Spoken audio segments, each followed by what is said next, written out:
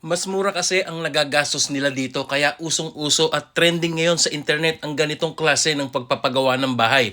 Kaya ito po, ibinahagi sa atin ni owner para mailathala din sa inyo at mapagbasihan nyo sa inyong pagpapagawa ng pangarap na bahay. Kaya guys, ito po, siyasatin nating mabuti at tingnan kung paano po ginawa ang ganitong klaseng bahay na half metal cladding at half concrete. Kung mapapansin nyo, yung kabilang side guys ay full hollow blocks or full concrete po ito. At yung kabila ay half metal, half cladding, half concrete. Pero napakaganda po ng loob ng bahay na ito at makikita no para rin siyang full concrete house. Kaya ito po guys, siyasatin natin at panoorin mabuti at para mapagbasihan natin sa ating pagpapagawa ng bahay. At yan nga guys, nakikita natin na simple lamang sa labas na nakikita. Pero pagpasok po natin sa loob ay talagang napakaganda at quality ang pagka-finishing nito. Sa wakas,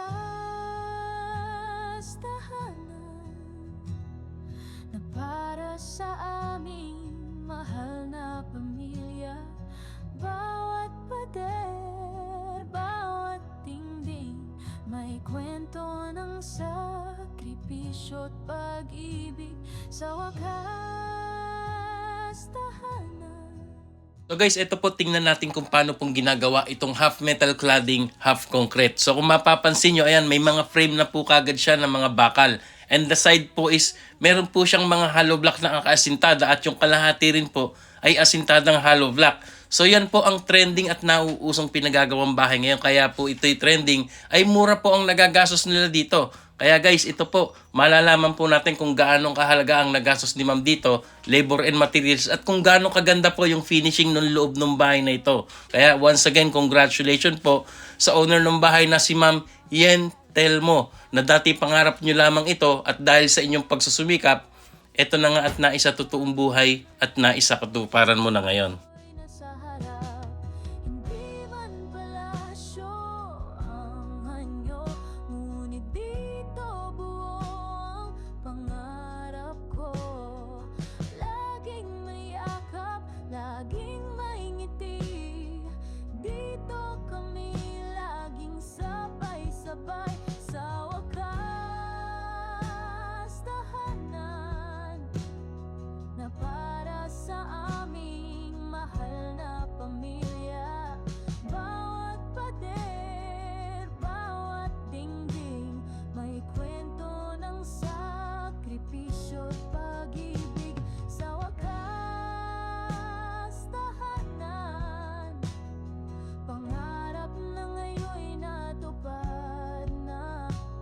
Salamat sa Diyos, salamat sa buhay, may tahanan na. So guys, sa puntong pong ito ay nakikita natin na tapos na po ang bahay at eto nga, nakikita natin yung loob ay maganda na nga po ang finishing. Makikita nyo po sa full video house tour na talagang mula simple lamang sa labas ay pagpasok natin sa loob ay talagang napakaganda nito. And also guys, ang sukat po nito ay 20 feet by 24 feet with 2 bedrooms at isang CR. At yan nga guys, makikita na po natin ang full video house tour na kung saan pwede po natin kuhanan ito ng basihan at idea sa ating pagpapagawa ng bahay. Kaya ito po, siyasatin natin at panoorin nating mabuti hanggang sa matapos ito at malalaman nga natin kung magkano ang nagastos ni Ma'am Yen Telmo dito sa kanyang bahay, labor and materials. Bawat pawis, luha at pagod, may pangarap na pilit tinatago. Sa ilalim ng buwan, taimtim ang dasalan na sana'y may bahay kaming matatawag. Lumipas ang taon, di bumitaw, kahit gaano kahirap ang daan. Ngayon'y nandito na, puso'y lumigaya, may tahanan ng uwian. Sa wakas,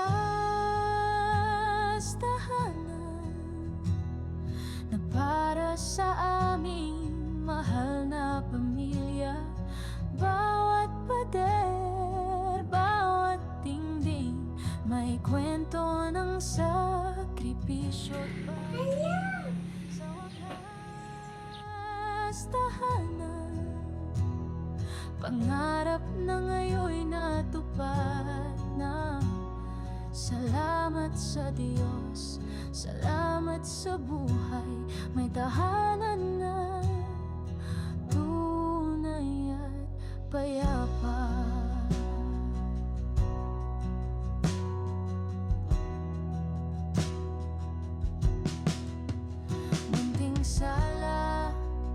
masayang tawanan.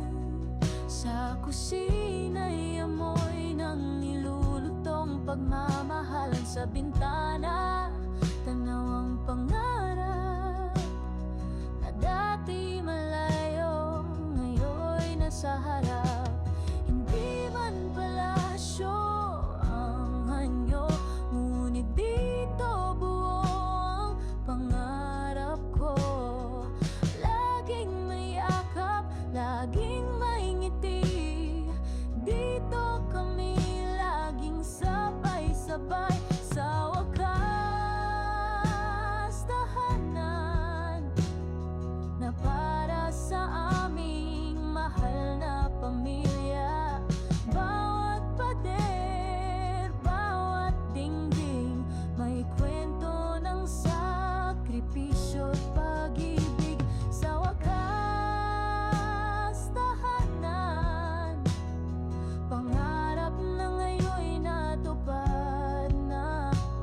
Salamat sa Diyos, salamat sa buhay, may tahanan na tunay at payapa. Ang lahat ng hirap napalitan ng galak. Sa bawat sulok may alaala at pangarap. Hindi lang ito bahay, kundi buhay na binuo sa pag-ibig na tunay.